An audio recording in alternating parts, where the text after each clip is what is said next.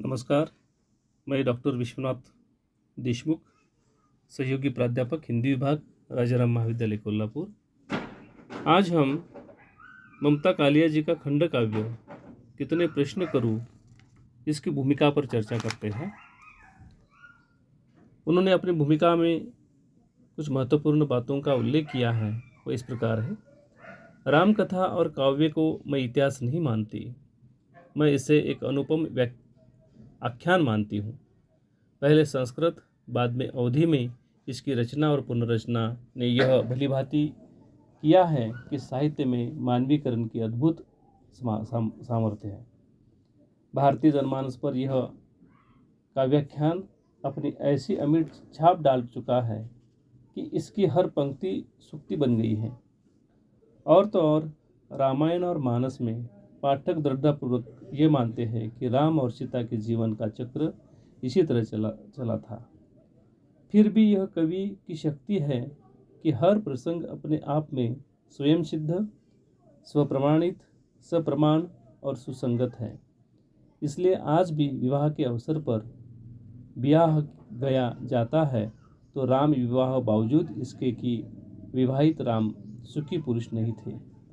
इसी तरह नवविवाहितों को सराहते हुए कहते हैं, कैसी राम सीता की जोड़ी है। राम सीता की जोड़ी दुखी दाम्पत्य का जीता जागता दस्तावेज रही है। राम कथा और राम काव्य के पात्र पाठक को लगातार नई व्याख्या और विवेचना के लिए ललकारते प्रतीत होते हैं। एक चरित्र में अनेक मोड़ आते हैं। दिक्कत तब आती है जब ये पात्र स्वतंत्र विकास करने लगते हैं, क्योंकि सबको राम की मर्यादा के फ्रेम में फिट बैठना होता है। केंद्रीय चरित्र की स्थापना में होम हुए पात्रों को सर्वोपरि स्थान सीता का है। सीता के प्रति न्याय की चिंता न कवि करता है न पति। राम काव्य का सबसे सशक्त पात्र संघर्ष की जगह संतान की प्रतिमूर्ति नजर आता है। स्त्री शिक्षा के प्रचार प्रसार के साथ नवीन चेतना का उद्भव हुआ। 20वीं सदी में समाज में स्त्री की अवस्थिति पर गहन तथा व्यापक विचार विमर्श का वातावरण बना।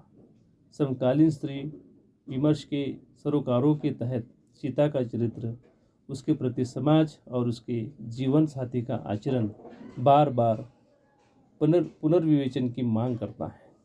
राम काव्य केवल हाथ जोड़कर आंख मूंदकर सुनने वाला आख्यान नहीं है, वरन वह हमसे अवलोकन, पुनरावलोकन और बारंबार अनुसंधान की अपेक्षा करता है।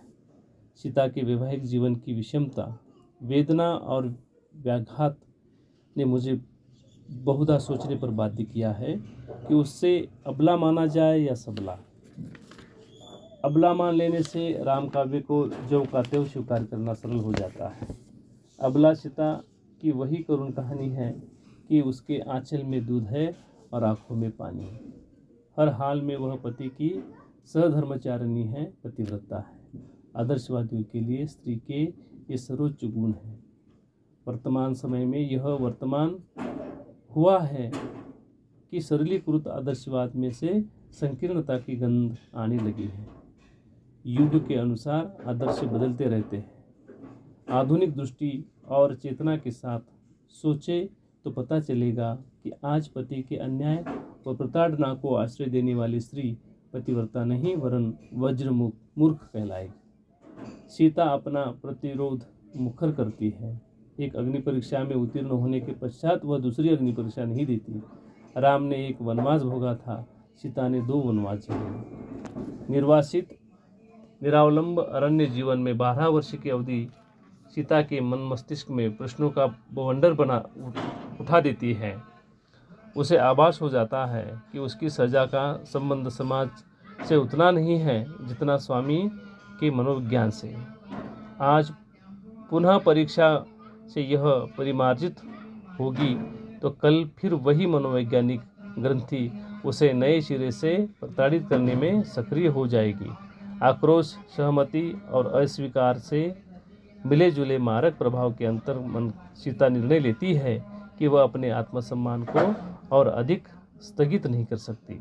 धरती का आह्वान कर उसी से समा जाना सीता के प्रतिरोध की साक्षात अभिव्यक्ति है। इस खंडकाव्य में सीता केंद्रीय चरित्र रही है। यहाँ ममता कालिया जी ने सीता के माध्यम से उसके अंतर्मन को कितना वहाँ पर प्रकार से झकझोर कर दिया था इस स्थिति ने, और इसी को उन्होंने कितने प्रश्न करूं इस खंडकाव्य के माध्यम से उद्धृत किया है।